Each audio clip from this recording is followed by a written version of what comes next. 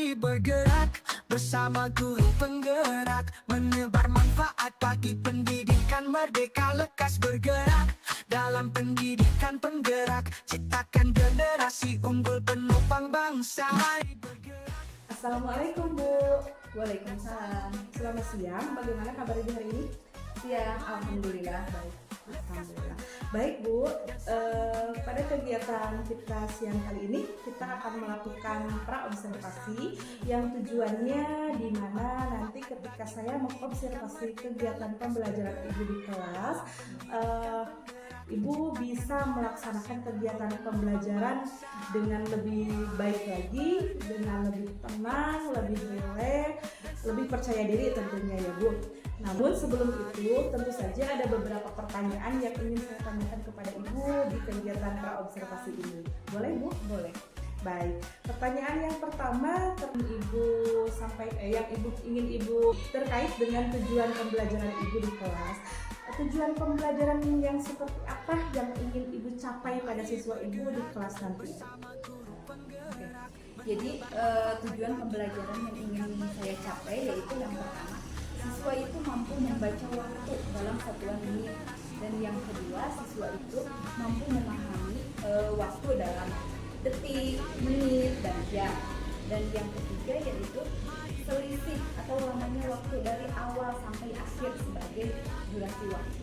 Oke, baik. Jadi tujuan yang ingin Ibu capai pada pembelajaran besok di kelas Ibu saat saya observasi yaitu siswa dapat membaca waktu dengan tepat. Ya. Terus selanjutnya siswa dapat memahami waktu, dan juga siswa dapat memahami selisih dari waktu-waktu yang mereka pelajari di dunia Bu. Baik, selanjutnya untuk pertanyaan yang kedua. Pertanyaan kedua yaitu di area pengembangan. Untuk pembelajaran Ibu di kelas nanti, pengembangan yang seperti apa yang ingin Ibu gali untuk anak-anak Ibu? Pengembangan yang ingin saya kembangkan yaitu dari segi pengetahuan siswa. Jadi pemahaman siswa dalam mengenal waktu, mulai dari detik, menit, dan jam. Mungkin itu yang dapat saya kembangkan. Baik ya, jadi pengembangan yang akan Ibu lakukan untuk siswa Ibu yaitu agar siswa bisa lebih memahami tentang waktu-waktu tadi ya Bu. Selanjutnya dari model pembelajaran. Nah, model pembelajaran yang seperti apa yang Ibu terapkan pada pembelajaran nanti untuk siswa Ibu? Model pembelajaran yang akan saya terapkan kepada siswa yaitu model pembelajaran PBL, Problem Based Learning. Jadi yang pertama, siswa itu diberikan masalah, dan yang kedua siswa itu memahami masalah, dan yang ketiga itu saya memberikan bimbingan kepada siswa. Takutnya ada siswa yang kesulitan untuk mengerjakan masalah tersebut, dan yang terakhir yaitu yang keempat yaitu siswa itu dapat mempresentasikan hasil diskusinya bersama teman-temannya. Baik, jadi model pembelajaran yang Ibu akan gunakan atau terapkan di kelas Ibu yaitu PBL, di mana siswa yang pertama disajikan sebuah masalah, siswa disuruh untuk menganalisis tentunya dengan bantuan Ibu juga jikalau ada siswa yang merasa kesulitan, dan yang terakhir mereka mempresentasikan dari hasil pengamatan mereka tentang masalah yang ada di kelas Ibu ya. Selanjutnya pada strategi pembelajaran. Nah, strategi pembelajaran apa yang akan Ibu gunakan untuk melakukan proses pembelajaran di kelas nanti? Strategi pembelajaran yang akan saya gunakan yaitu proses pembelajaran berdiferensiasi. Jadi nanti siswa itu dibagi ke dalam beberapa kelompok dengan tugas yang berbeda sesuai dengan minat belajarnya. Oke, jadi Ibu akan menerapkan strategi pembelajaran berdiferensiasi, dan Ibu akan meletakkan terlebih dahulu kelompok-kelompok siswa sesuai dengan minat siswa yang belajar ya. Oke, selanjutnya mengenai penilaian, teknik penilaian yang seperti apa yang akan Ibu terapkan di kelas Ibu? Jadi saya akan menerapkan segi penilaian yang pertama dari segi tertulis. Jadi saya akan menilai siswa dari segi tertulis itu dari pengerjaan siswa dalam LKS. Jadi pengetahuan siswa dalam mengenal waktu itu sejauh mana. Jadi saya akan menilainya dari LKS. Dan yang kedua yaitu penilaian yang akan saya nilai itu dari penilaian sikap. Jadi untuk penilaian sikap itu saya nilai dari awal pembelajaran hingga akhir pembelajaran, termasuk proses pembelajaran dalam kelompok. Nah, itu adalah teknik-teknik penilaian yang akan Ibu terapkan ibu. Jadi ada penilaian tertulis mungkin dari hasil produk siswa tadi, dan juga penilaian sikap yang akan ibu amati dari pertama siswa di kelas sampai dengan akhir pembelajaran. Baik ibu, untuk rencana ini kapan ibu akan melakukan proses pembelajarannya? Berdasarkan perencanaan yang telah direncanakan, saya siap diobservasi pada hari besok. Baik, kalau begitu kita akan bertemu besok ya pada kegiatan observasi. Baik ibu, mungkin pertanyaan pada pra observasi ini dicukupkan sekian. Kita akan bertemu hari besok pada kegiatan observasi. Semoga dalam kegiatan observasi ibu bisa menyampaikan pembelajaran di kelas ibu sesuai dengan apa yang sudah kita rencanakan. Ibu, percakapan ini semata-mata hanya saya ingin tahu ke arah mana atau seperti apa gambaran dari penyampaian pembelajaran ibu untuk hari besok ketika saya mengobservasi, mengamati, dan juga ketika saya memantau ibu pada kegiatan observasi nanti. Semoga apa yang sudah kita rencanakan bisa tersampaikan dengan baik di kelas ibu, dari mulai tujuan pembelajaran, ranah pengembangan yang akan ibu kembangkan untuk siswa ibu, model pembelajarannya, strategi pembelajaran, sampai dengan kepada penilaian dari kelas ibu.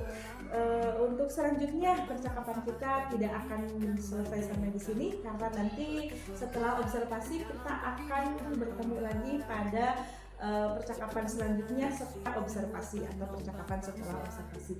Mungkin itu saja Bu pada kesempatan kali ini. Terima kasih. Wassalamualaikum warahmatullahi wabarakatuh. Sama-sama. Waalaikumsalam warahmatullahi wabarakatuh.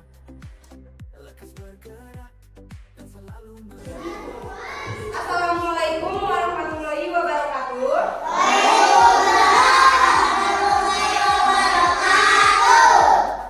Sebelum memulai pembelajaran hari ini, alangkah baiknya kita membaca berdoa ya. Berdoa dulu terlebih dahulu. Siapa yang hari ini tugasnya memimpin berdoa? Aduh, coba aku pimpin dulu untuk berdoa.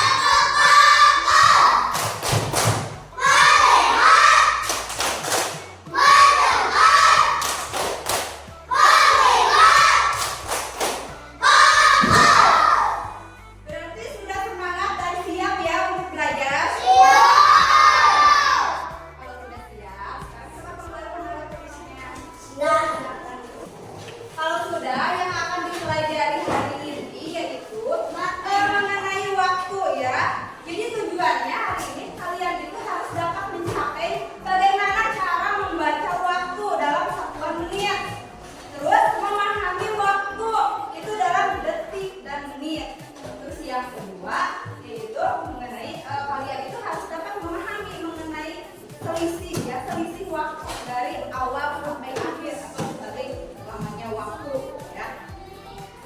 Itu kegiatan hari ini ya.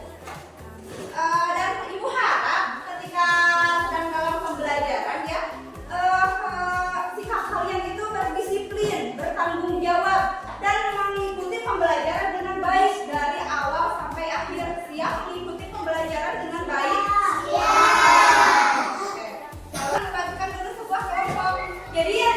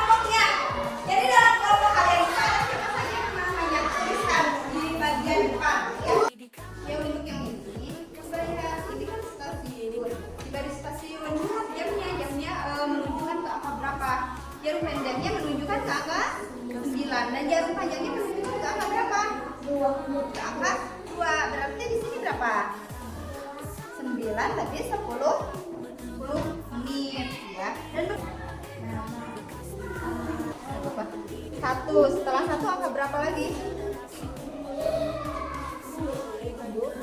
3.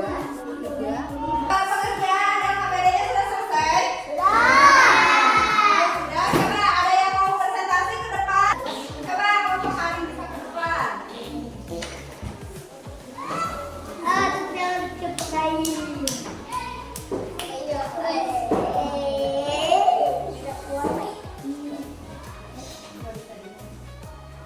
Assalamualaikum warahmatullahi wabarakatuh.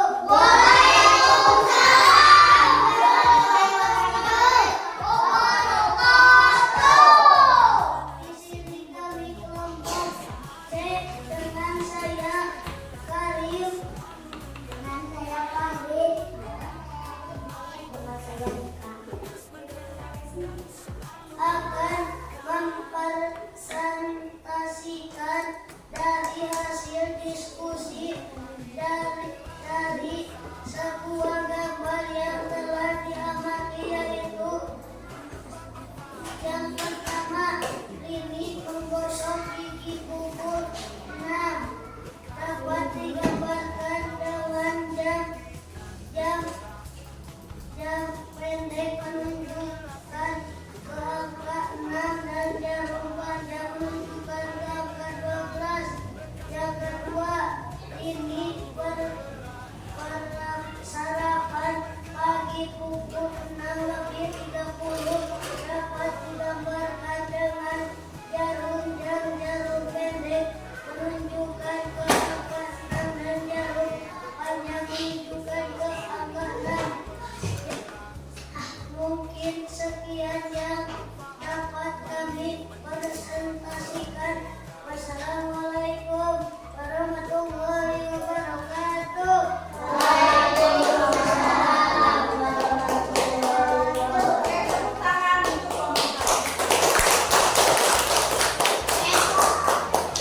Terima kasih ya untuk Karin sudah dapat mempresentasikan hasil pengerjaannya. Barusan Karin menjelaskan atau mempresentasikan yaitu mengenai cerita ya dari kejadian dan digambarkan dalam bagian diam. Oke, dan yang selanjutnya yaitu Ibu ingin mengulangi lagi materi yang telah dibahas barusan, jelas ya yang telah didiskusikan. Tadi jam itu di dalam jam itu ada apa? Ada jarum detik, terus ada jarum menit, terus ada jarum jam. Yang dinamakan jarum jam itu tadi jarum yang pendek yang menunjukkan jam, dan yang menunjukkan menit itu adalah jarum yang panjang. Dan tadi dalam 1 jam itu ada berapa menit? Ada 60 menit, dan dalam 1 hari itu ada 24 menit. Ada 24 jam, bukan 24 menit ya, tapi 24 jam. Mungkin pembelajaran hari ini dicukupkan sekian, dan untuk materi selanjutnya coba kalian hafalkan mengenai pagi, siang, sore, dan malam. Jadi pagi itu ditunjukkan dari jam berapa hingga jam berapa, begitu pun juga dengan siang dan malam ya. Nanti baca lagi di rumah ya, hafalkan dulu di rumah itu untuk materi selanjutnya ya. Mari kita akhiri pembelajaran ini dengan mengucapkan alhamdulillah.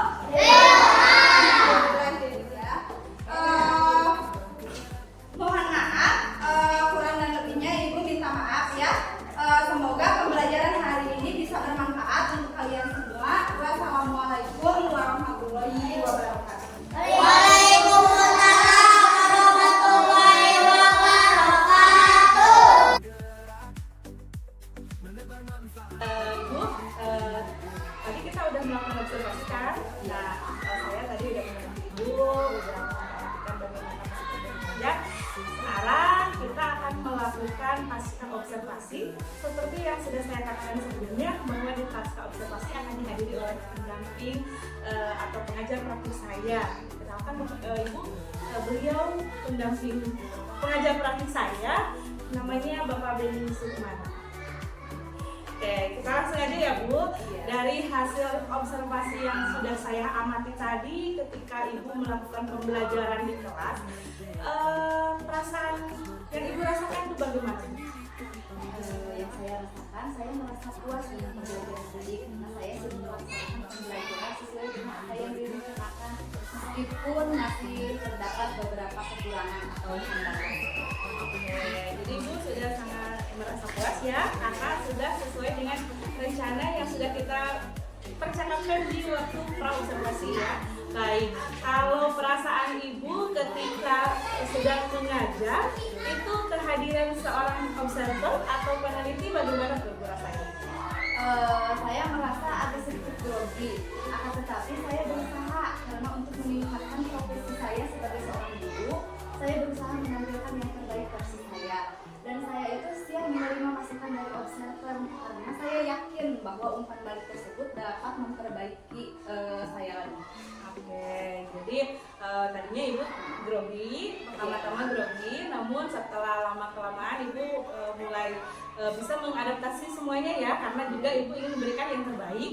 Yang pertama untuk perbaikan Ibu kita ke depan ya, Ibu merasa bahwa kehadiran observer itu memberikan umpan balik yang mendukung bagi program pembelajaran Ibu ke depannya ya. Baik Bu, selanjutnya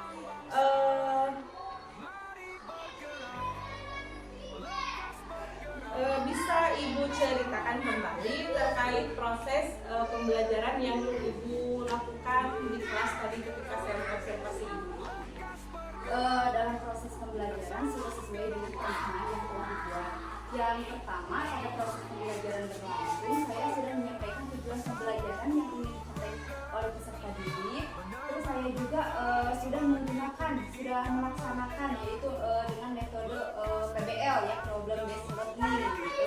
Dan yang selanjutnya dalam strategi pembelajaran ini juga sudah terlaksanakan dengan membagi peserta didik ke dalam kelompok dengan minat belajar peserta didik. Terus yang selanjutnya LKPD-nya juga sudah disesuaikan dengan minat belajar siswa, serta saya telah memberikan kesempatan kepada siswa untuk mempresentasikan hasil kerja kelompok tersebut. Baik, luar biasa sekali ya.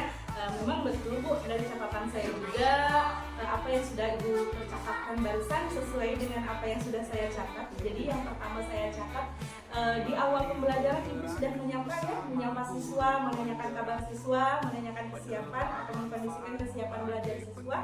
Ibu juga menyampaikan tujuan pembelajaran di awal dan juga saya melihat Ibu melakukan metode pembelajaran dengan PBL itu sintaknya sudah sangat jelas terlihat.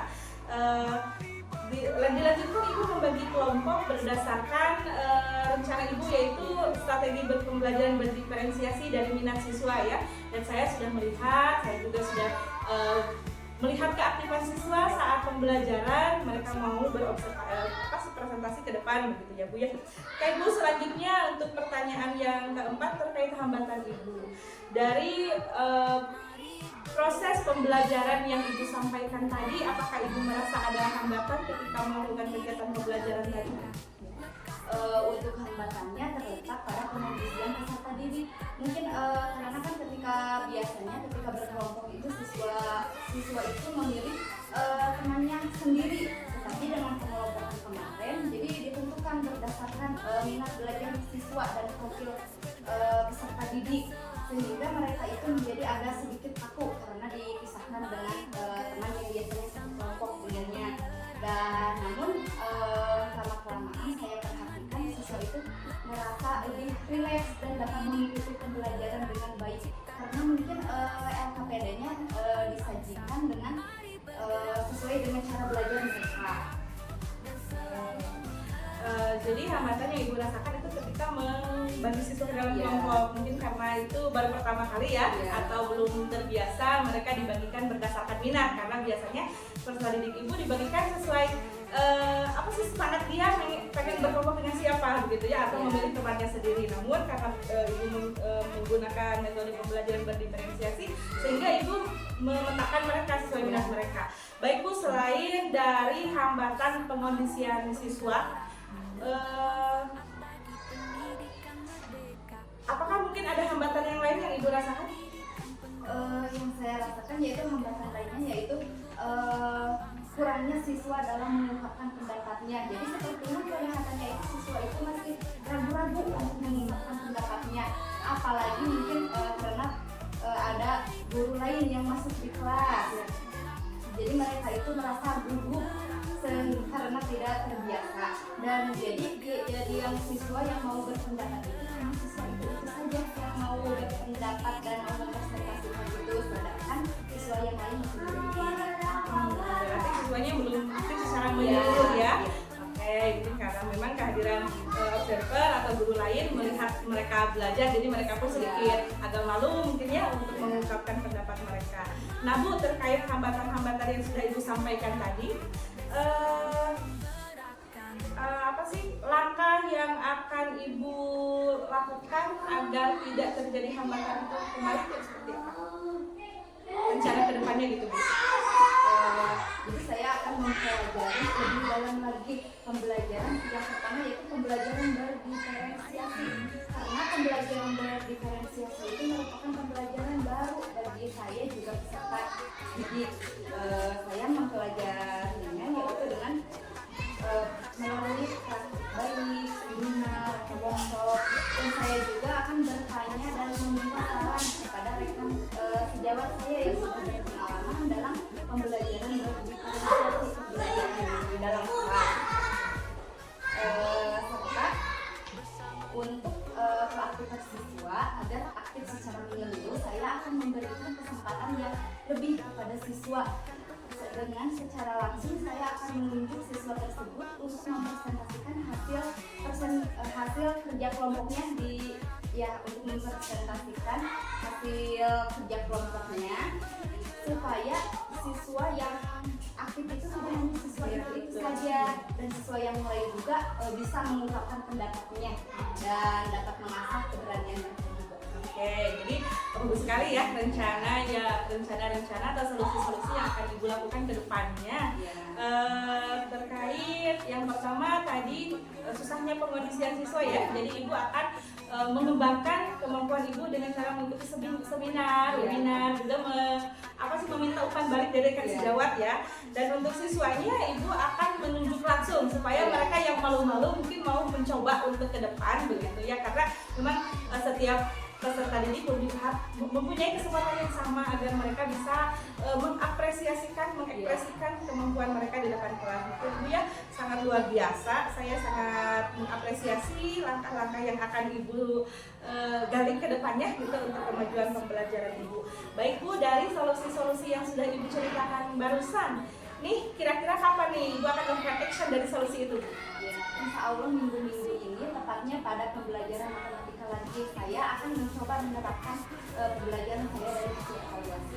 Oke, jadi minggu-minggu ini ya, kayak sangat luar biasa sekali Ibu. Dari kegiatan pra-observasi yang kemarin kita sudah rencanakan, dari rencana-rencana yang akan Ibu sampaikan ketika observasi, dari kegiatan observasi juga yang sudah kita laksanakan di kelas.